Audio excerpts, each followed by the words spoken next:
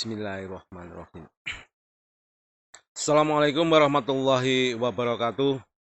Sobat ACS dan saudara mahasiswa, melanjutkan pembicaraan mengenai istilah dan pengertian. Untuk saat ini akan kita lanjutkan mengenai nilai-nilai atau asas apa yang mempengaruhi KUH Perdata. Karena pembicaraan yang akan datang, nanti kita akan fokus pada KUH Perdata dalam arti sempit, yang tidak lain adalah KUH Perdata. Baik nanti ketika saudara mempelajari hukum benda, atau hukum perjanjian, atau hukum jaminan yang nanti akan saudara tempuh, termasuk hukum waris, nanti beberapa pasal itu sedikit banyak diatur itu karena ada pengaruh pada sistem hukum yang lain. Oleh sebab itu nanti saudara akan mendapati ada beberapa pasal yang nampaknya kontradiktif atau tidak pas. Kenapa demikian? Karena ada pengaruh dari sistem hukum dari negara lain. Oleh sebab itu, sebelum kita mempelajari lebih lanjut KUH Perdata, ada baiknya kita akan menengok secara sekilas tentang jejak KUH Perdata sampai di Indonesia dan berlaku sampai sekarang. Maka kita akan mulai dari hulunya, yaitu pada zaman Romawi. Kita tahu bahwa kalau kita mempelajari ilmu hukum, sering kita mendapatkan rujukan dari sistem hukum Romawi. Kita tahu bahwa di dalam hukum Romawi, sejak dipimpin oleh Kaisar Yustiani, itu telah berhasil mengadakan kodifikasi di awalnya seperti itu, yang dinamakan Corpus Juris Civilis, yang sebenarnya berdampingan dengan hukum kanonik atau hukumnya pihak gereja Katolik Roma. Kedua bentuk hukum ini itu sangat berpengaruh kepada sistem hukum selanjutnya sampai nanti pada KUH Perdata.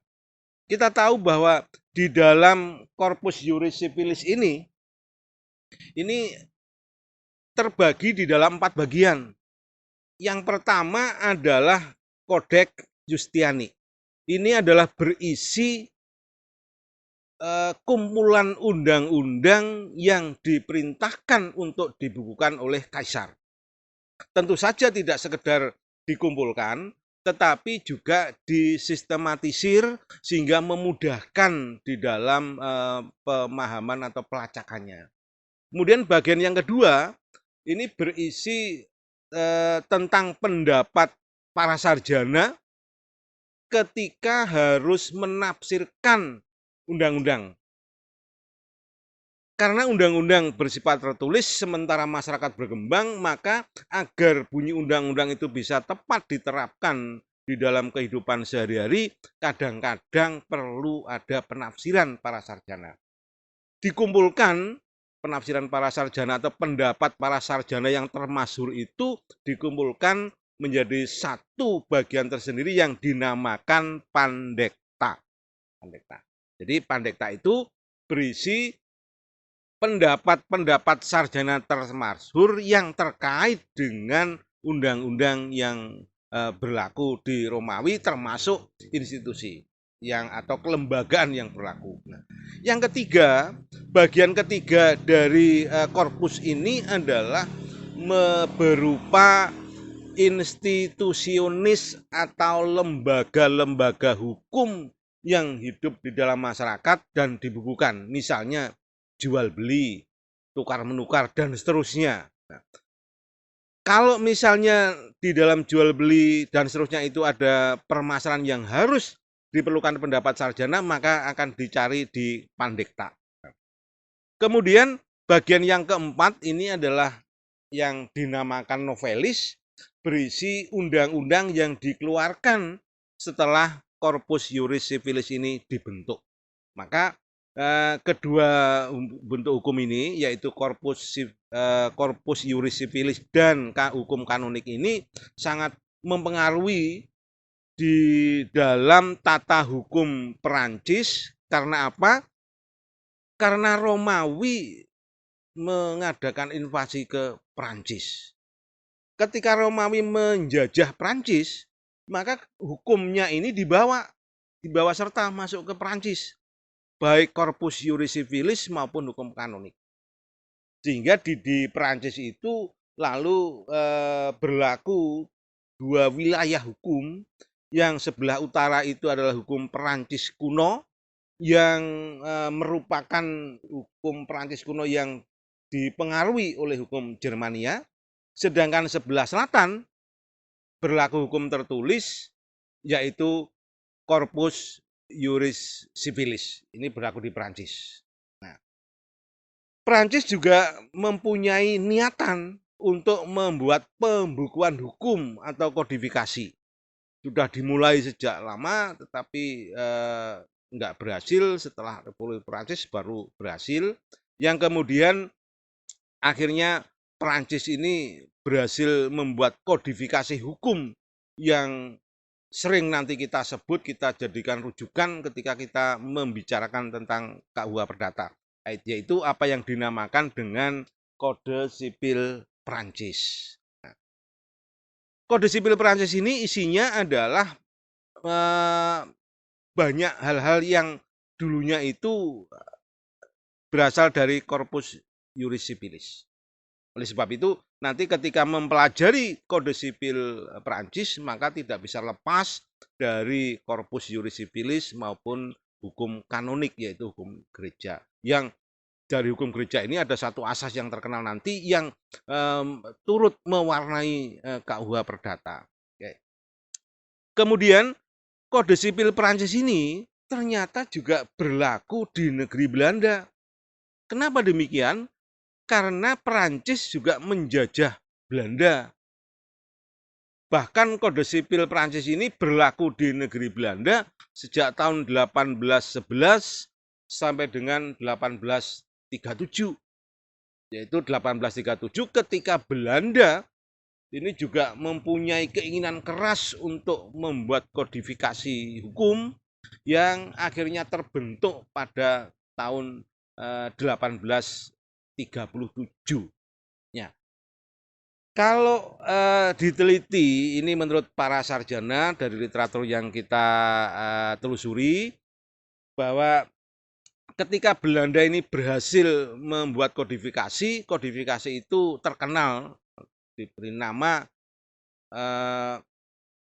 Burgerlijk Wetboek atau kita kenal BW, termasuk Wetboek van Koppandel atau Kitab Undang-Undang Hukum Dagang, yang menurut para sarjana isi dari BW ini lebih banyak jiplakan atau tiruan dari Kode Sipil Perancis yang disesuaikan di sana sini dengan hukum Belanda kuno.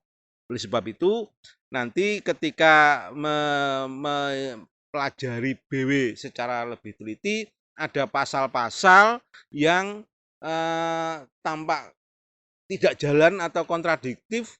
Karena apa? Karena konsep Kode Sipil Perancis dengan konsep Belanda yang dianut ini bertolak belakang. Lupa ada pasal yang disesuaikan. Nanti saudara ketika mempelajari hukum perjanjian nanti kita singgung pasal yang mana kira-kira seperti itu.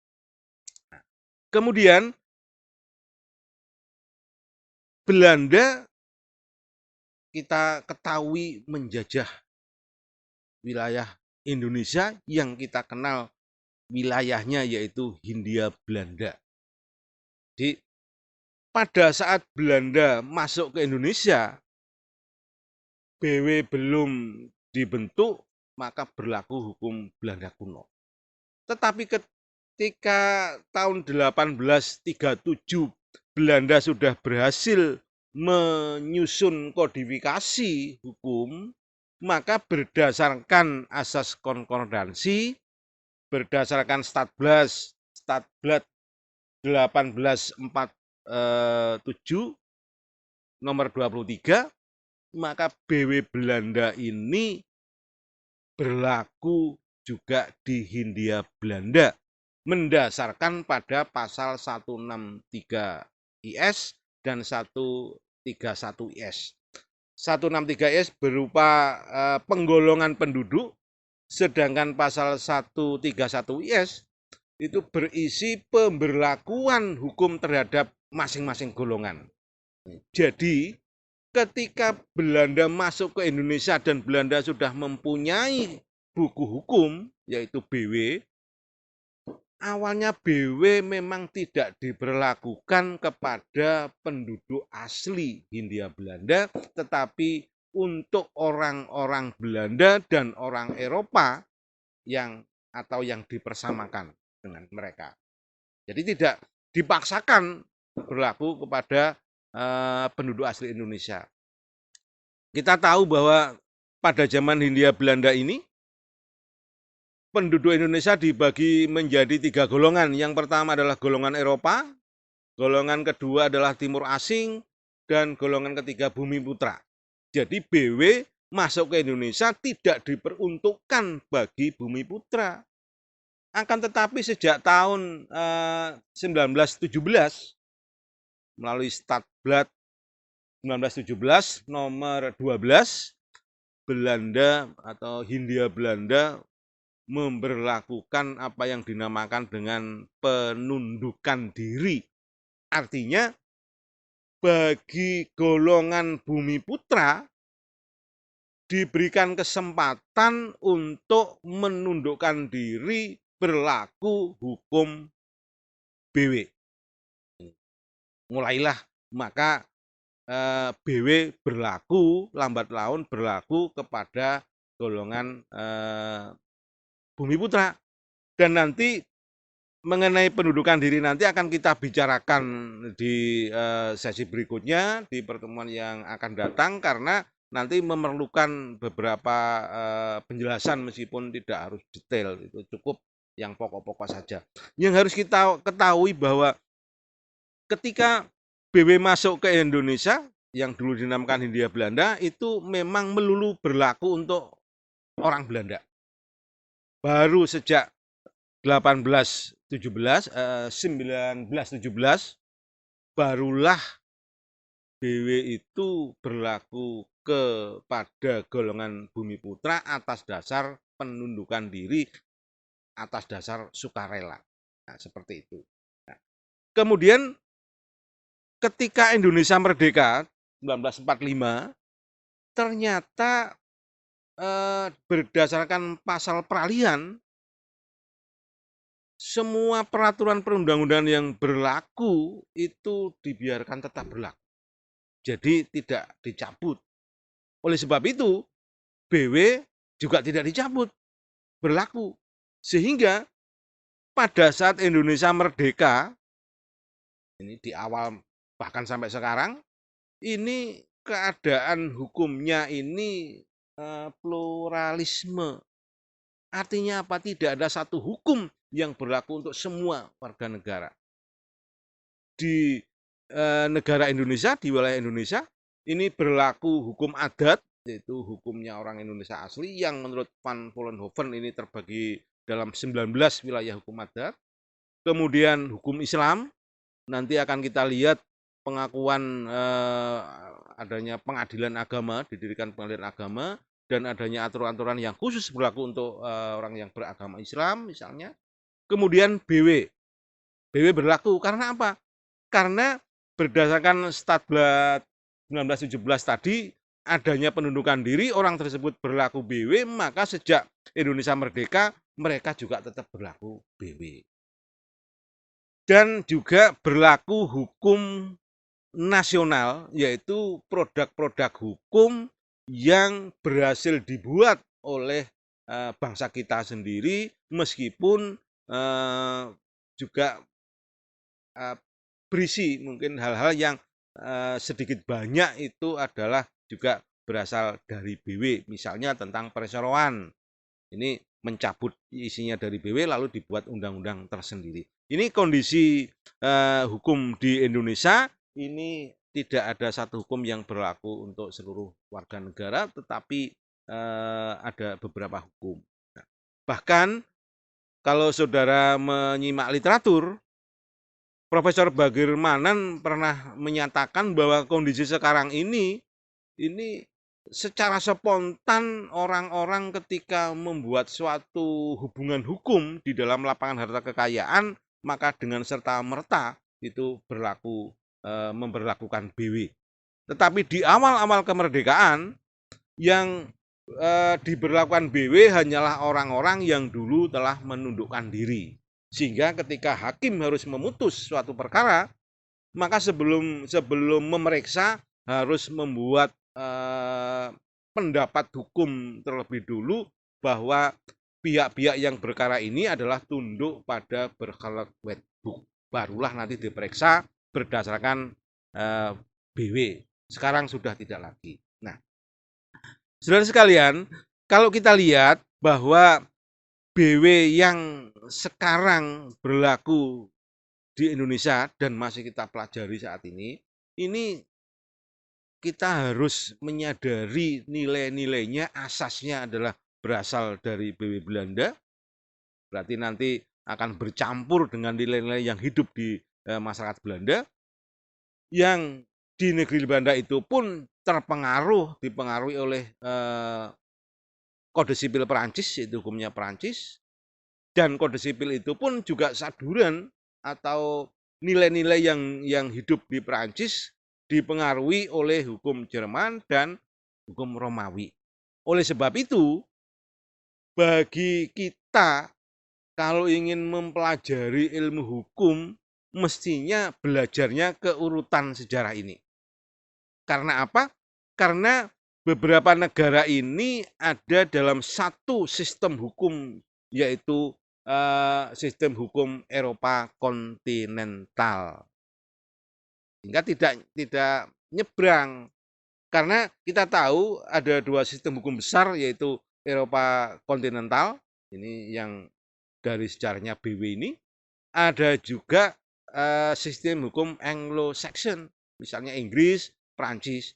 Maka negara-negara yang pernah dijajah Inggris, sistem hukumnya berbeda dengan negara-negara yang pernah dijajah oleh Belanda. Di negeri Belanda ini terkenal dengan prosedur yang ketat. Nilai-nilai akan mengkristal menjadi asas, kemudian asas nanti diturunkan menjadi norma, barulah nanti untuk diterapkan pada hubungan hukum. Sehingga di dalam undang-undang itu selalu atau kita bisa menduga bahwa selalu harus taat asas. Apa yang menjadi norma yang lebih konkret pasti dapat dicarikan dasarnya yang lebih atas, yaitu nilai-nilai yang sudah mengkristal atau konsep dulu, yaitu asas. Asas ini juga di belakangnya ada nilai-nilai tertentu yang diyakini. Ketika nilai yang diyakini ini berbeda penganutannya, maka pasalnya nanti ketika misalnya BW ini adalah jiplakan dari Kode Sipil Prancis, kalau lupa disesuaikan nanti akhirnya menjadi pasal yang janggal. Karena konsep Prancis dengan Belanda berbeda, misalnya jual beli. Di negeri Prancis jual beli itu sifatnya real kontan seperti layaknya hukum adat. Sedangkan di negeri Belanda jual beli itu konsepnya, asasnya adalah konsensual. Ini mempunyai konsekuensi yang berbeda, bertolak belakang. Maka ketika BW ini disusun, maka kalau ingin menyimpang dari asasnya Kode Sipil, mestinya pasalnya harus disesuaikan. Nah, ada beberapa pasal yang lupa disesuaikan, itu nanti harus kita tafsirkan. Disitulah tempatnya doktrin yang harus memberikan suatu pendapatnya. Jadi sekali lagi, kalau kita ingin mendalami ilmu hukum dari BW, mestinya belajarnya adalah ke alur ini. Baik, ini saudara yang bisa saya sampaikan sekelumit mengenai sejarah atau jejak sejarah BW sampai ke negara Indonesia itu seperti apa, dan nilai-nilai apa yang terkandung di dalam BW, dari negara mana, pengaruhnya hukum apa saja yang mengisi menjadi norma di KUH Perdata. Baik, kita nanti akan bicara lebih lanjut tentang pendudukan diri dan khusus mengenai KUH Perdata lebih lanjut sebelum nanti sampai ke materi hukum benda. Baik, saudara sekalian, saya akhiri sampai di sini. Kurang lebihnya mohon maaf. Wassalamualaikum warahmatullahi wabarakatuh. Sampai ketemu di lain waktu.